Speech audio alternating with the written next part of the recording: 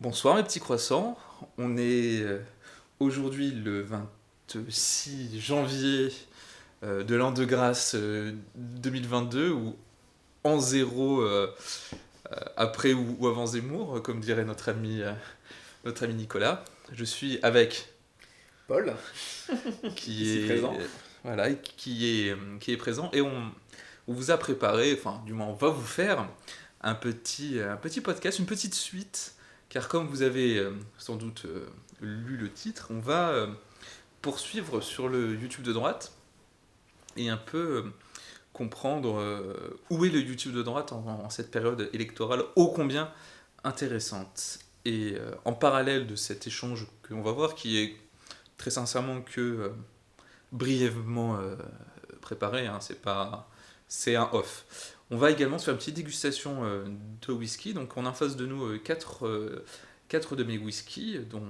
deux qui sont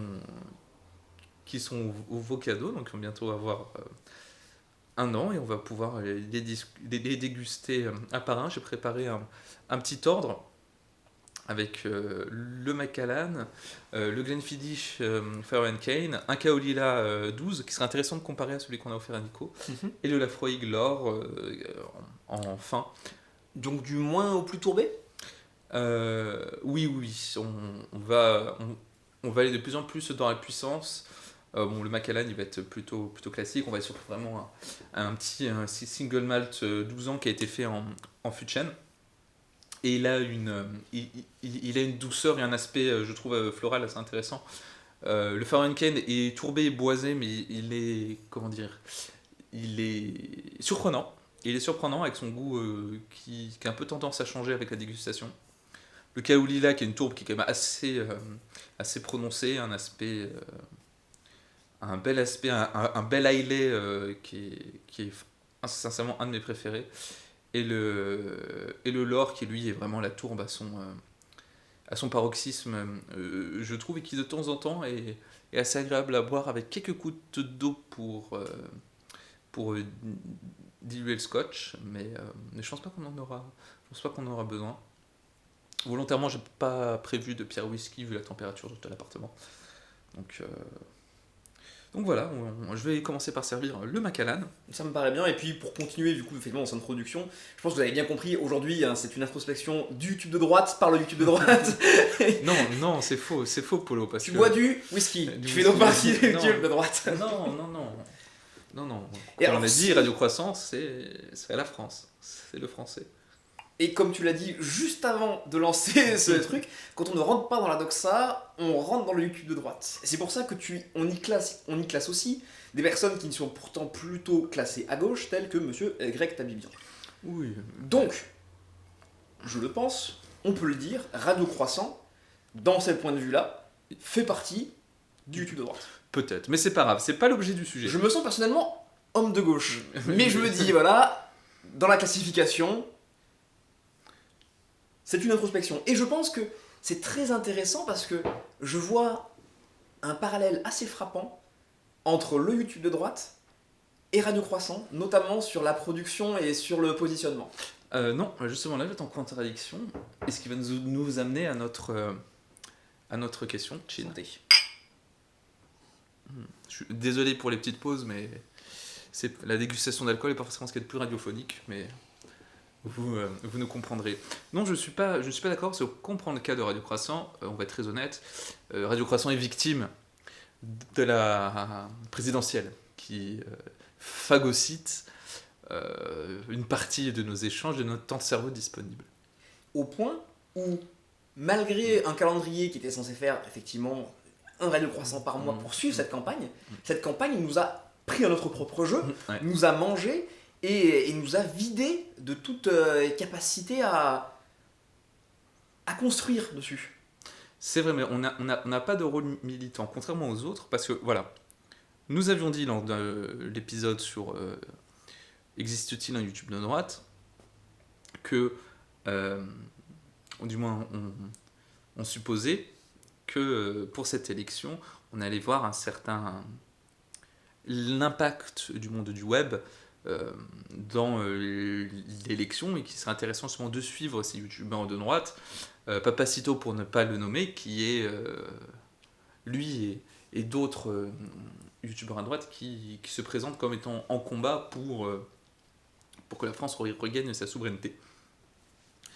Très bien, et ces personnes-là ont dit que ce soit Papacito, Baptiste Marché, etc.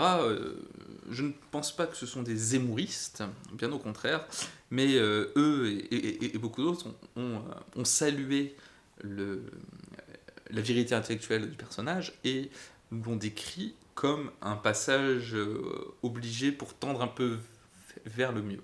Ça, on est tous d'accord avec ça. Cependant, depuis quelques mois, il y a un peu un silence radio sur le YouTube de droite. Je suis très surpris. J'avais pensé que justement, vu ils se présentent comme des combattants pour la France et qu'il faut faire des choses, qu'ils allaient s'approprier cette campagne pour motiver leur audience, qui sont notamment des jeunes qui, pour beaucoup, vont voter pour la première fois, pour les amener à sortir, soit sortir de l'abstention, soit voter pour la personne le plus en lien avec le projet. Or, ce n'est pas le cas. Nous avons Ce n'est pas systématiquement le cas. Je vois plusieurs courants. Un premier courant qui serait, à mon sens, C'est bon.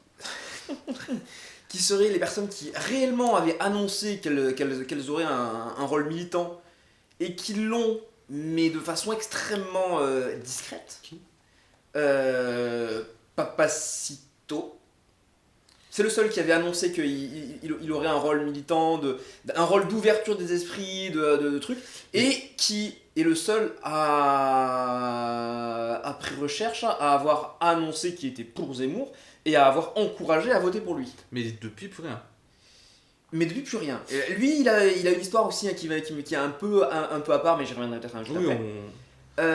On a ceux qui, globalement, disent qu'il va dans le bon sens, mais qui disent que de toute façon, il est impossible de gagner contre le système en utilisant les règles du système.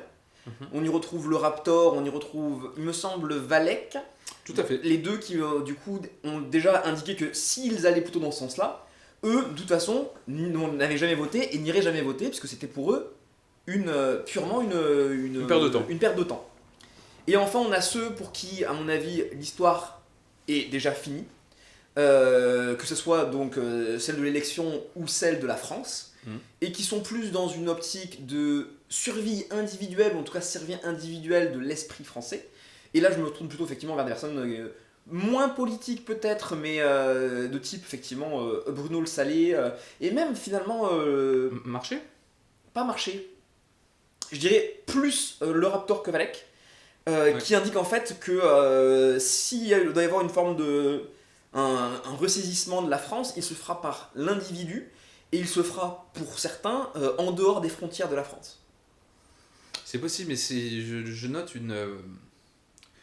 une baisse de production, comme si le rôle de ces youtubeurs, ce n'était pas véritablement de soutenir, enfin, ça n'était jamais leur rôle de soutenir un parti souverainiste, mais c'était de mettre le combat.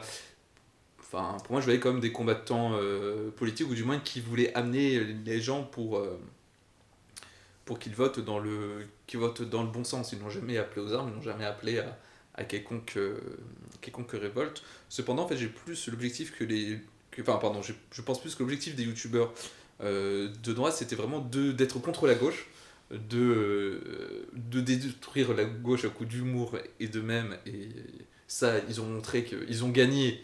Ils ont gagné le YouTube, surtout l'aspect humour.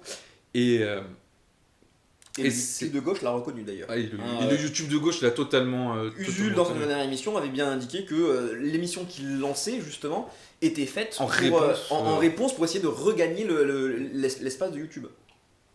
Et ça m'amène à un double constat dont nous avions échangé et que je vais livrer aux autres petits croissants. c'est qu'il y a deux constats, deux hypothèses que j'aimais concernant cette absence de production. C'est que vous connaissez tous la situation actuelle de la gauche, et là, c'est trop, on peut plus, là c'est même pas tirer sur une ambulance, on tire sur le véhicule funéraire. On est, euh, on est vraiment ça, mais également, mon autre constat, c'est que j'ai l'impression, en écoutant de nombreux youtubeurs de droite, qu'il y a un certain fatalisme sur ce qui va se passer en 2022. Le Zemmour Pécresse. Pardon, c'est Zemmour Pécresse. Nous verrons dans quelques mois si je suis Nostradamus. Le Macron Pécresse, et que pour eux c'est un peu foutu parce que voilà, même si politiquement la gauche est battue, idéologiquement elle n'a jamais été aussi dominante. Les idées, voilà, les idées progressistes sont toujours là, et que ce n'est pas parti pour chancer. Donc je pense qu'il y a cet aspect-là que il y a trop de boulot pour faire des sketchs. Enfin, les sketchs s'écrivent tout seul. Personne ne peut le faire ça. Et j'ai l'impression qu'il y a une baisse de volonté.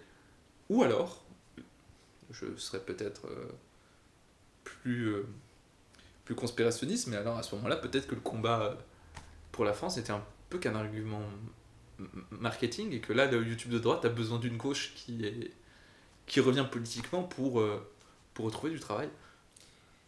J'ai mis une troisième hypothèse. Je pense que le YouTube de droite, en fait, se bat pour sa survie actuellement.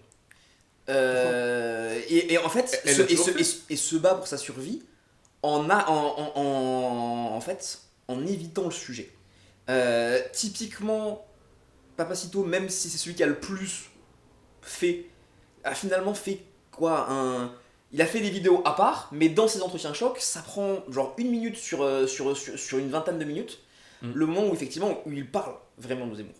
Les autres, s'ils ont abordé le sujet, mais beaucoup plus tôt, il y a 4 mois, ne reviennent plus du tout sur le sujet. Et même récemment, ils ont fait un feat, une collaboration, excusez-moi, une collaboration donc à 4 ou 5. Et en fait, c'est plus des réponses de leur part aux journalistes qui font des articles sur eux. C'est plus des réponses aux polémiques qu'ils ont pu déjà créer par le passé. Et pas en fait pour avancer sur ce sujet-là. Parce qu'à mon sens, ils ne le voient pas ça comme une victoire possible. Et ils le voient vraiment comme c'est une défaite certaine pour eux. Et la fin de leur monétisation, la fin de leur présence possible sur YouTube. Et ça a toujours été, à part Papacito, il y a aussi cette affaire Mélenchon où il s'est pris un coup de pression suite à la plainte de Mélenchon. Et il y avait le projet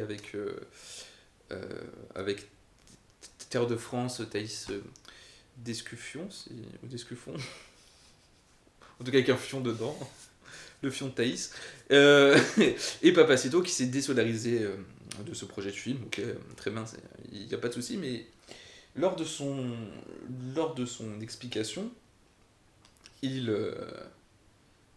mentionne, ou du moins il sous-entend un certain... C'est un peu la fin de ma carrière, et qu'il y a d'autres qui ont pris la relève, et il fait référence justement à Baptiste Marché, car il a plus d'abonnés que lui, hein, ce qui est vrai. À l'heure actuelle, Papacito en a 170 000, et Baptiste Marché en a 240 000. Donc il parle d'une relève du YouTube de droite, sauf que cette relève n'est pas vraiment politique, c'est la droite lifestyle, exactement, style de vie. Et donc ouais, j'ai l'impression qu'il y a un petit marasme, une petite crise dans la civilisation, malaise dans la civilisation, pardon. Et je ne sais pas si ça va durer, mais finalement j'ai peut-être eu tort, et peut-être que l'apogée du YouTube de droite c'était 2017. Et alors pour faire un parallèle avec le YouTube de gauche, dans lequel je n'ai vraiment, je n'ai fait que gratter la surface, mais prenons vraiment l'emblème Usul. Il s'est astreint à une vidéo toutes les 2 semaines sur justement cette campagne. Mm. Et quand on regarde ce que lui réalise, bon, c'est pas forcément transcendant, mais ce qu'il fait et qui est assez intéressant, il ne fait pas la gauche contre la droite, et contre la droite du web, etc. Il l'a fait jouer contre l'adversaire principal qu'il imagine, c'est-à-dire le système Macron. Mm. Et c'est là où en fait je pense que le YouTube de droite a peut-être raté la marche. Ils se sont vraiment focalisés sur l'esprit de la gauche, l'esprit du progressisme, Mm. sans venir finalement directement chatouiller le système Macron. Et c'est là-dessus Et finalement. les je rares, pense que- et les rares qui l'ont fait, c'est soit Greg Toussaint, mais ça va pas chercher très très Non. loin, et c'est plus. Voilà, le YouTube est pour lui, je pense, un moyen pour vendre ses Promotionnel. spectacles, et voilà, c'est la promotion. Greg Tabibian, qui a une production encore plus bordélique que jamais, il sort une vidéo par mois limite. Si on doit faire une moyenne. Il lui arrive d'avoir un gros coup où il en met 3 ou 4 d'affilée, et ensuite des moments effectivement de trou, de vide. Et voilà, il y a un. Il y a un, il y a un malaise, et finalement, voilà, il n'y a pas de ralliement des troupes ou d'essayer justement de se servir de son statut d'influenceur pour peser pour peser dans la présidentielle, et je suis vraiment extrêmement, Il y a même extrêmement surpris. une crainte de passer pour l'influenceur qui veut pousser les gens pour tel ou tel candidat. Notamment Valek qui disait mais moi je ne vote pas et quoi qu'il arrive je ne donnerai jamais de consigne de vote, et ainsi de suite. Et dans un ordre vraiment différent, Pierre-Yves Rougeron qui annonce la même chose, alors que c'est pourtant l'un de ceux qui sont le plus à même d'aller voter. C'est il annonce je ne donnerai pas de consigne Bien de sûr, vote, je oui, ne mais dirai pas de truc. ils font pas le même travail non plus. Complètement.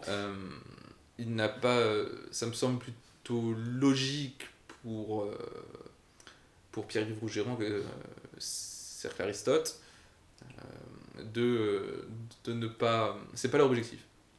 C'est pas leur objectif. Eux, c'est de produire du contenu, produire produire de l'intellect, qui vont dans ce sens-là, et ils se veulent. Je pense que tout le monde sait vers quoi il tend et qu'il n'y a pas besoin de rentrer dans un militantisme, parce que Affiché. voilà, en plus Ce serait il parle à contre-productif. des adultes. Je serais assez curieux de voir le YouTube Analytics du Cercle Aristote, là où Papacito, Valek, Baptiste Marché, Greg Toussaint, Bruno Le Salé, je le mets un peu à part, mais eux, ils parlent aux jeunes. Ils ont affirmé que justement ils utilisaient ce statut d'influenceur pour Défendre des vraies valeurs. défendre, Le beau, le vrai. Voilà, et, et que leur rôle est à la fois faire de l'humour et aussi faire du combat politique. C'est comme ça qu'ils se présentent, et c'est pour ça que je trouve qu'il y a une certaine contradiction, d'autant plus qu'ils sont tous d'accord. Ils sont tous d'accord pour dire que cette droite, toute la droite patriote est d'accord pour dire que Marine Le Pen et le RN ne peuvent pas gagner et ont trahi ses électeurs. Et tous ont dit un peu de bien de Zemmour en décrivant sa victoire comme un pas dans la bonne direction, mais en ne le présentant pas comme un homme providentiel auquel quasiment plus personne n'y croit.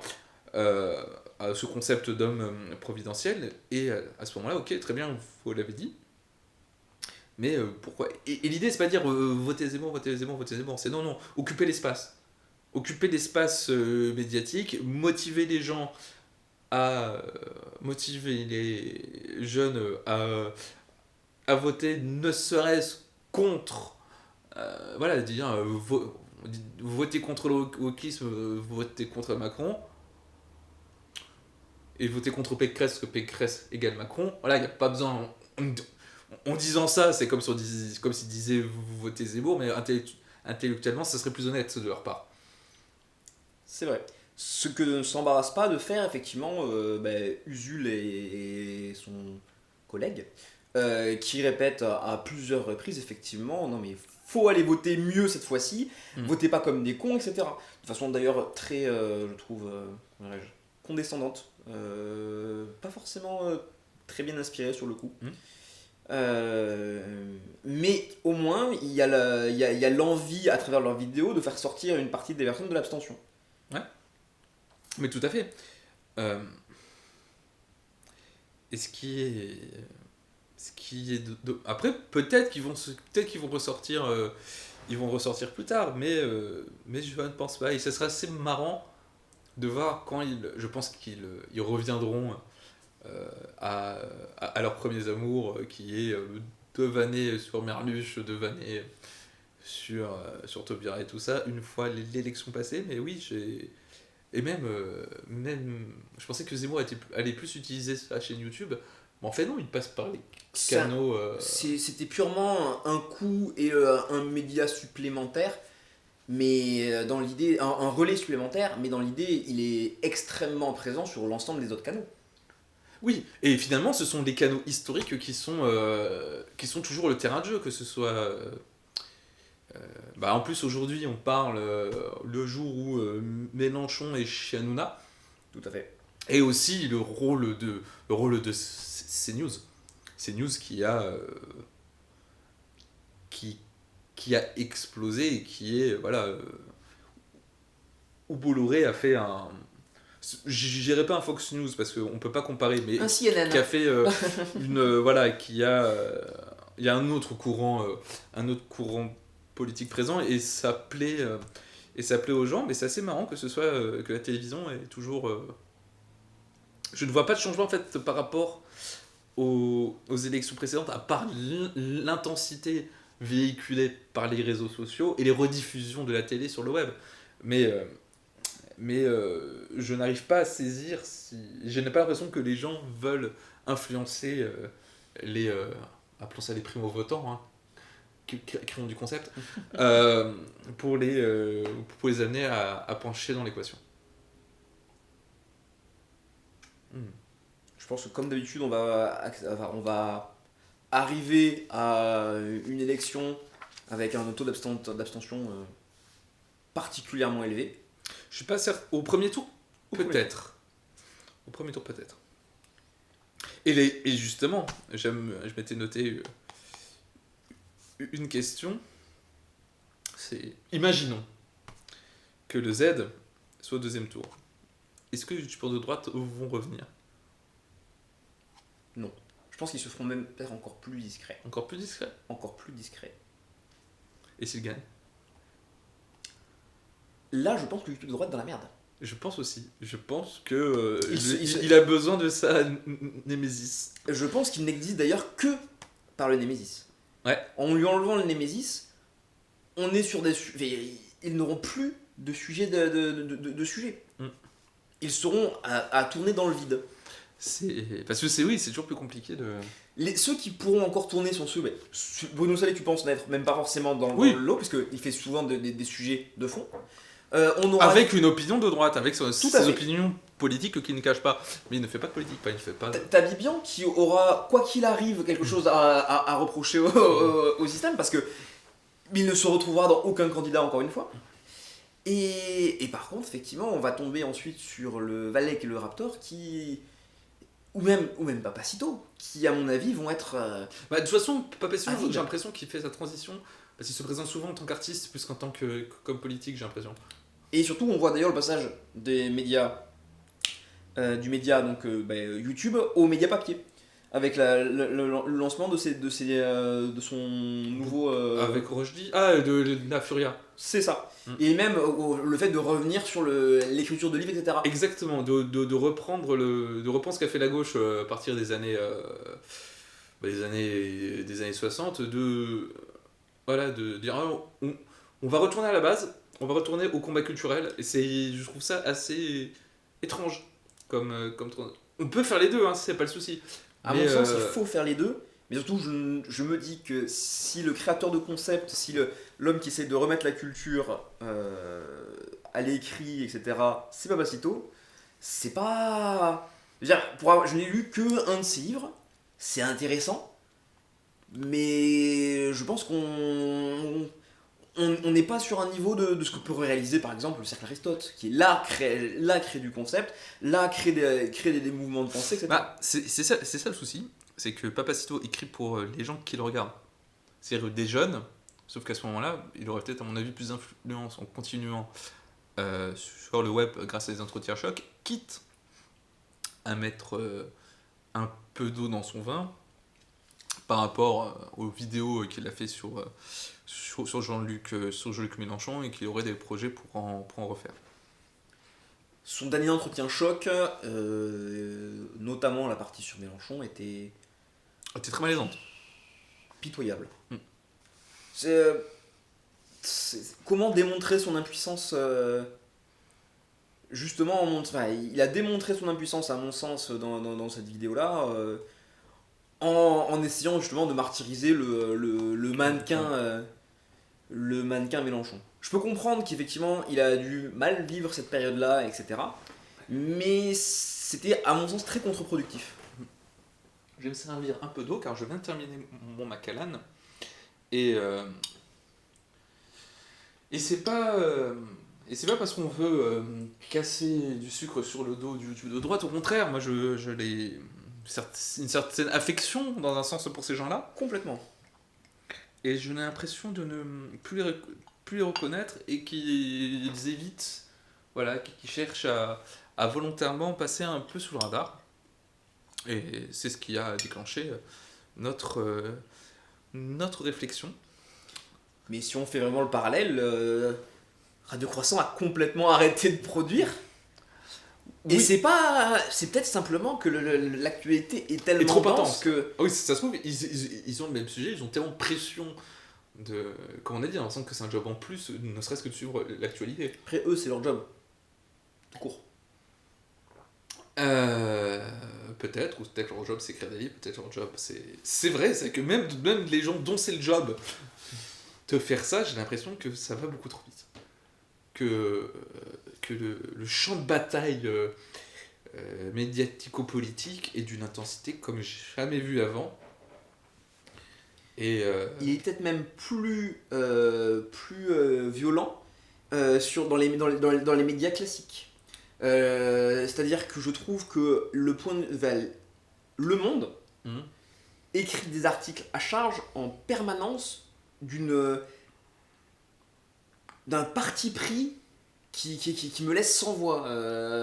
Non mais tu peux pas dire ça. Ouais. On va partir celle-là. C'est impressionnant. Pourtant j'ai toujours lu Le Monde. Parce que je me disais toujours, c'est un point de vue qui est plutôt neutre, etc. On arrive à des niveaux de parti pris qui me laissent, enfin non, ça me laisse pas sans voix, qui justement m'échauffe. Non mais on a une création de deux pôles médiatiques, c'est pour ça que je pensais à Fox News. D'un côté, une sorte de doxa des médias de gauche idéologique, et d'autres des médias de droite. Et aussi là on prend la Libération, on est... Alors, non, à ce moment-là, il y aurait deux types de médias de gauche. On a la gauche woke, la gauche purement idéologique, et l'autre, ce serait la doxa, c'est la gauche de doxa, c'est la gauche de... c'est la gauche de l'idéologie dominante. Il y a la gauche woke et la gauche de l'idéologie dominante. Et de l'autre côté, on a on a la droite, les YouTube, les médias de droite souverainistes, disons ça comme ça. Même Non. pas forcément souverainistes, Même en fait, pas. par effet, en fait, vu qu'ils ne sont pas dans la ligne directe de la doxa, C'est vrai. ils ont tendance, alors même que leur ligne électorale reste, je trouve, assez neutre, Oui. notamment le Figaro, ils se font un petit peu...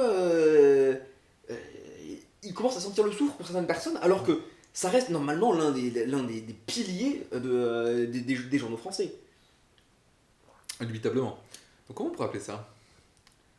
des médias de droite. Enfin, la droite, littéralement, la droite réactionnaire. Parce qu'elle est Balkanisation parce qu'elle est. Parce que ouais, la réaction. Donc ce serait les médias de droite réac. Mais disons qu'ils se sont... Sans que ce soit péjoratif, juste. Mais j'ai l'impression que les journaux classiques de gauche se sont tellement décentrés sur la gauche qu'ils ont pas fait finalement de tirage de couverture, mis ceux qui étaient finalement plutôt centristes ou droite modérée à l'extrême droite. Sans que eux aient réellement changé leurs propos. On pourrait parler d'un changement de barycentre politique. Voilà, tout à fait. Je pense qu'on peut le dire, voilà, le paradigme a changé, la méta est différente. Voilà, la trigonométrie des partis a été bousculée. Et quand on regarde, c'est un peu désespérant. C'est sûr. Polo, tu en... Oh, toi, il t'en reste. Je bois doucement. Mais prends ton temps, moi je vais expliquer le deuxième whisky. Qui est un Glenfiddich, ou Glenfiddich, je ne sais pas. Je ne sais pas. Fidic J'entends Glenfiddich, on le dit, en tout cas peu importe. Le Fire King, qui est un scotch single malt, et qui lui a la particularité d'être un whisky boisé, qui peut être assez... qui peut avoir un arrière-goût, ou un aspect, un aspect un peu sucré, qui s'expliquerait peut-être parce qu'il est fait en fût de rhum. Il est fait en fût du rhum, et ça marotte, appelons ça comme ça, c'est qu'en fonction des gorgées, ou en fonction de la manière dont on l'analyse, on va avoir, soit on va le décrire comme quelque chose de très doux, soit quelque chose de très tourbé. À mon sens, il est plus doux, parce que vous connaissez mon amour pour la tourbe très puissante, mais qui peut être une bonne introduction aux gens qui souhaitent découvrir ces arômes-là, et que je n'ai pas beaucoup travaillé, donc on va quasiment le découvrir ensemble. J'ai dû en boire un petit verre ou deux, mais pas plus. Par contre, je ne sais pas si c'est une cuvée récente ou pas. Ça, je ne sais pas. 43 degrés. Et on va voir ça. Je vais pas me servir tout de suite, je vais juste le sentir pour voir si je peux me rappeler. Oui. Ouais, je pense qu'il peut te plaire celui-là. Écoute, je finis juste mon canane. Mais je t'en prie, prends ton temps. Et on arrive. Bien sûr. Bon, en tout cas, ça fait du bien de repasser un peu à l'audio. Ça fait du bien, c'est un exercice qui est assez plaisant. On est plus libre de nos mouvements, et du coup, la liberté de mouvement libère la parole. Et moi, j'aime bien ça. Ah oui, ça on connaît. Et je me dis, pour revenir sur le fond du sujet, Bien sûr. peut-être que la parole n'est pas encore libérée, mais que, en théorie, la campagne a-t-elle commencé ? La campagne, oui, à part pour Macron. Mais finalement, si lui n'est pas en campagne, Ah, mais c'est... est-ce que la campagne présidentielle a démarré ? Alors, j'ai envie de dire, on a eu la drôle de guerre, on a désormais la drôle de campagne. Et elle n'a le drôle que de long, comme pour la Oui, drôle de guerre. exactement. C'est la raison pour laquelle je fais ce parallèle, mais on sort un peu du sujet, mais j'ai hâte que ça se termine. Pour moi, il reste encore largement le temps, et potentiellement, on peut être surpris. Je ne pense pas, je ne parierai pas dessus, mais il reste largement le temps pour que quelque chose se prépare. Moi, j'en suis fatigué. Et les rebondissements se font vraiment comme dans une mauvaise série. C'est trop. Le casting, même les Avengers, ils n'ont pas osé mettre autant de super-héros à la fois. Au-delà des super-héros, on n'est plus sur un cumul des anti-héros et des super-vilains, appelons-le comme ça. Des personnes ressuscitées comme dans les comics. On a eu le droit au retour de Manuel Valls, qui s'épanche là où il peut pour dire qu'il est prêt de nouveau à gouverner la France. De Taubira. De Taubira. De peut-être François Hollande. François Hollande qui est à mon avis le summum de le... Mais, ah non, c'est... Il avait fait plusieurs déclarations disant qu'il n'avait pas perdu face à Macron. Il avait fait plusieurs... il a critiqué à plusieurs reprises indiquant que lui aurait géré ça différemment. Oui, mais... Penses-tu réellement qu'il y aille? Non. Non. Ça me ferait rire. Je serais dans l'incompréhension totale. C'est un peu mais non, mais après il y a personne qui l'écoute, tu peux dire ce qu'il veut, mais personne. Mais oui, si on a en plus, ça serait merveilleux. Mais je pense oui que cette drôle de campagne fait c'est très très difficile aussi de communiquer dessus. J'aurais bien je n'ai pas envie d'être à la place des youtubeurs dont le rôle est de parler de politique aujourd'hui. Je pense vraiment qu'elle est tellement extrême, non pas dans les paroles, mais dans son intensité, que peut-être c'est aussi ça ce qui bloque. C'est trop, et comme tu as dit, ce que vit Radio Croissant, peut-être que les autres le vivent aussi. Beaucoup de journalistes politiques ont parlé effectivement de l'impact de Netflix sur ces campagnes. De Netflix ? Tout à fait. Alors, il faisait du coup un parallèle je trouvais assez fumeux moi, au début de campagne entre effectivement les méthodes de discussion, d'échange, le côté épisode par épisode et ainsi de suite. Mais plus on avance et plus je me dis qu'on est plus dans une mauvaise série française avec rebondissement sur rebondissement où clairement le scénario n'était pas écrit à l'avance et enfin la fin est écrite à l'avance mais on ne sait pas comment est-ce qu'on va comment on va raccrocher les wagons. Ouais, c'est ah moi ou alors ils font des burn-out quoi. Ils font des burn-out à cause de tout ce qui est autour. Tout s'accrocher tout. C'est pas improbable. On a vu Tabibian qui a eu beaucoup de mal à revenir parce qu'il a eu des problèmes personnels, hein, je pense. Des burn-out, non, mais ça, des burn-out. Le burn-out du créateur YouTube est une réalité. Ils en parlent tous. À part certains. Bruno Le Salé qui a aussi à nombreuses reprises signalé. Le JDG. Le JDG. Oui. Okay. Ouais. Il a réussi à tenir pourtant toutes ses productions, tous ses temps, etc. Il n'y a pas eu d'absence de vidéo. Non, il n'y a pas eu d'absence mais à titre personnel, okay. Des moments de difficulté. D'accord. Après lui, c'est pas pareil, il faut il te nourrir une équipe aussi, quoi. Ah, c'est un vrai père de famille. Ouais. Bon, il n'y a pas d'enfant encore. Mais dans la posture, c'est le père de famille. C'est le patron. C'est le patron. C'est le patron. C'est le petit patron. Bon, je veux me servir un peu le Glenfiddich. Là où finalement, sinon, le de droite, par Papacito, on est quand même sur du... Et on a un autre aussi qui a arrêté. Mais qui est... Du jeune adulte, toi. Il y en a un autre qui... Même si le web n'a pas été son... Quoi que si, il était pas son... Jean Lassalle. Jean Lassalle, tout à fait. Il s'est plus passé grand chose. J'ai l'impression que peut-être que voilà, il y a un trop légal, c'est plus possible. Jean Lassalle, Asselineau. Comment vivre dans cet espace médiatique bien sûr. Sursaturé? C'est impossible. Un autre qui pourtant avait quand même eu beaucoup d'influence sur le web, c'est Henri de Lesquen.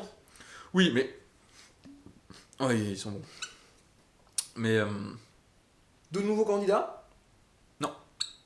Tiens, étrange. Non, il n'est pas candidat pour 2022, du moins je ne crois pas.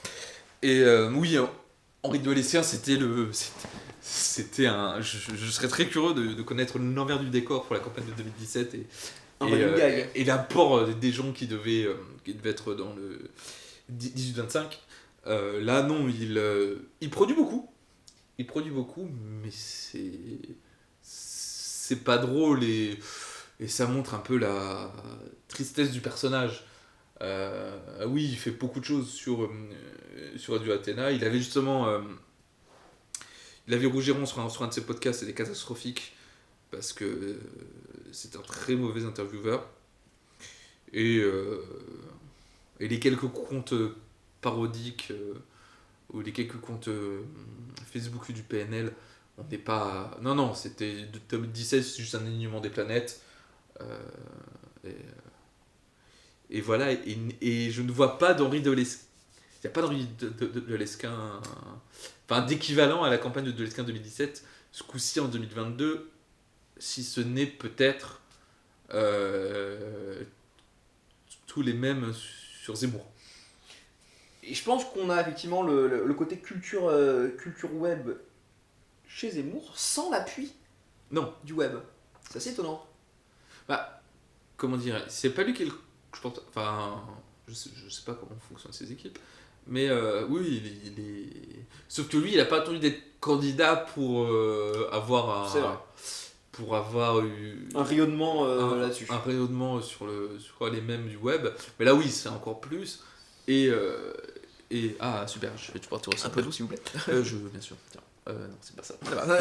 Non, je vais pas rincer au macadam. Euh, Mais oui, je pense une partie du web sur et pour Zemmour ou du moins parle beaucoup du Z de manière rigolote. Sauf que s'il n'y a pas non pas de vecteur mais de catalyseur comme moi je voyais vraiment les youtubeurs de droite comme des catalyseurs pour convertir ses vues, ses likes en vote. Ouais, non, mais. Et pour moi, c'est comme ça que je voyais le rôle des Papacitos et tout ça. Oh, attends. Ouais. Et Peut-être que sur un deuxième tour, j'ai peut-être répondu un peu vite. Peut-être que sur un deuxième tour, il pourrait se dire il y a peut-être un coup à jouer et il le ferait. Mais ça m'étonnerait. Il y a combien de temps entre le premier et le deuxième tour? Une semaine? une, je crois que. Ça demande donc impossible d'être dans l'imp... Enfin, peu de chances d'improviser quelque chose à ce moment-là. Si. Papacito, il peut improviser, il bosse un peu. Surtout que c'est quelqu'un comme beaucoup qui bosse qui bosse surtout dans l'urgence. Si, ils peuvent. Ils peuvent. Mais sur quel ils vont faire, je ne sais, là, sincèrement, je ne sais pas. Et par contre, si on a un Pécresse Macron, Ah, bah, je pense que ce sera un silence radio. on risque surtout d'atteindre un niveau d'abstention jamais atteint. Oh, possible. Bon, en tout cas, il n'y aura pas beaucoup de communication de la part des youtubeurs. Pourquoi choisir entre deux jumeaux? Je pense Vous faites le jeu l'extrême. mais personne personne ne sortira de l'abstention à ce moment-là. On sort de l'abstention s'il y a besoin de faire barrage extrême. Voilà. Mais là non. C'est possible. Ou alors, il y aura un vote Pécresse pour dégager, comme il y a eu un vote Hollande pour dégager Sarko. Assez étrangement, j'ai l'impression que il y a le ressentiment contre Sarko était partagé au-delà juste du camp d'en face. Je pense que Sarko était détesté par plus de personnes, mais Macron est haï de manière plus intense. Oui, mais je pense que cette haine ne n'ira pas se traduire en vote sanction sur un deuxième tour. Ouais, c'est les. Ouais, moi je miserais sur une grosse abstention si c'est un Pécresse Macron. Pécresse Le Pen. Non. Pécresse Le Pen est une possibilité. Non. C'est une possibilité. Je ne crois pas une seconde. À mon tour d'être devin. Si on assiste à un Le Pen Macron, peut-être Non. qu'il peut y avoir des surprises. Non. Je pense que la campagne s'est tellement focalisée pour rendre Zemmour extrême que Le Pen y apparaîtra comme Non, le système rediabolisera Le Pen, d'autant plus que Le Pen, le gros avantage, c'est qu'elle est nulle. et je pense qu'ils du coup la diaboliseront pas, ils se contenteront de pointer l'inefficacité de la personne. Oui, et... Mais la surprise peut être là parce que les gens ne sortiront pas de l'abstention pour faire barrière cette fois-ci. Je pense qu'il y aura un score en faveur de Macron. Mais je pense que on pourrait finalement voir à la fin vraiment du cordon sanitaire. De toute façon, on va voir la fin de beaucoup de choses. Hein. Est-ce la dernière... Je pense que c'est le barreau d'honneur de Mélenchon. Oui. Qui suivra après ça aussi, ça va être une question sur laquelle il faudra réfléchir. Le Pen, peut-être une petite dernière. Non, c'était sa Et dernière. encore, je pense aussi que c'est la dernière. C'était sa dernière, je pense. Donc, La candidature Zemmour a prouvé que elle était un frein aux idées de droite. Sans elle, honnêtement, il serait un peu plus dans le stress là, je pense. Zemmour apparaîtrait comme un réel danger. Là aujourd'hui, je pense qu'il n'apparaît pas comme un danger. je ne sais pas. J'allais remettre une petite souris au renseignement de l'Élysée. Allez, Polo. Ouais. Puis ton verre. C'est fait. D'eau. C'est fait. Et on va partir sur ça. Bref. Écoute, c'est parti. Merci. Mais je t'en prie. Non, en tout cas, je sais pas si sur l'aspect au-dessus de droite, je n'ai pas grand chose à rajouter. Je pense qu'on a fait le tour. Globalement, Je maintiens sincèrement que le off précédent vaut toujours la peine d'être écouté. tout à fait. Euh, et j'ai hâte d'avoir les échos des autres petits croissants sur cette affaire. Oh, c'est bon. Et ce que je propose, c'est qu'on fasse participer de manière auditive à cette dégustation de whisky et qu'on termine sur, non pas sur l'intensité de la campagne, mais sur le vrai, le beau et le bon. Tu veux reparler de Zemmour? Ah non, hein. Ah non, sur ce petit whisky. Et j'aimerais que tu m'en parles. Une odeur puissante qui me met l'eau à la bouche. Attention à ça, et qui. Je vais le boire. Je vais le boire et j'en parlerai.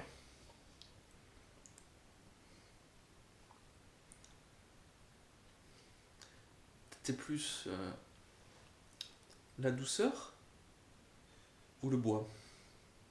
On va savoir mélanger les deux. Je dirais plus le bois. Honnêtement, j'ai du mal là à saisir les notes de rhum. Il n'y a pas d'adore, mais il est fait en fût de rhum. En fût 2?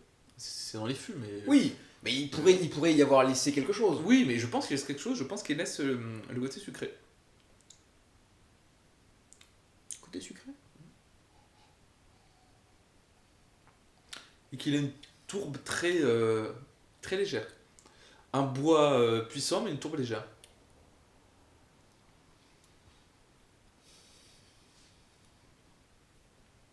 Mais je suis curieux de savoir comment il va évoluer. Parce que c'est pas un whisky que... C'est pas des arômes... Du moins, dans ces proportions-là, ce ne sont pas des arômes que j'ai souvent eu en bouche. Je lutte pour essayer d'identifier le sucre. J'ai souvenir de whisky, effectivement, il m'a laissé beaucoup plus, effectivement, ce sentiment de sucre, et là, il est absent. Moi, genre... C'est peut-être le tagine qui a fait ça, qui m'a anesthésié la bouche. Vous ne le savez pas, mais oui, il y a eu un petit attentat culinaire qui a précédé, Toujours les mêmes. l'enregistrement. À base de 3 animaux différents quand même. Et ça, c'est beau. Ouais. 4 si on compte. 5 si on compte les poissons. Enfin bon. Bon. Ouais, il est pas dégueu. Oui. Oh bah ça c'est sûr. Je pense qu'on va poursuivre notre dégustation en off du off. Je pense. Un micro. Les copains, ce fut un plaisir. J'espère que ça permettra un peu de redynamiser nos productions. C'est le premier Radio Croissant de l'année ? Oui, C'est le premier. tout à fait. Janvier, finalement, voilà, est une année agréable. Ouais, c'est une année complète. On vous fait des bisous. De partout. Et on se dit À très bientôt. à très bientôt les petits croissants. Ciao ciao.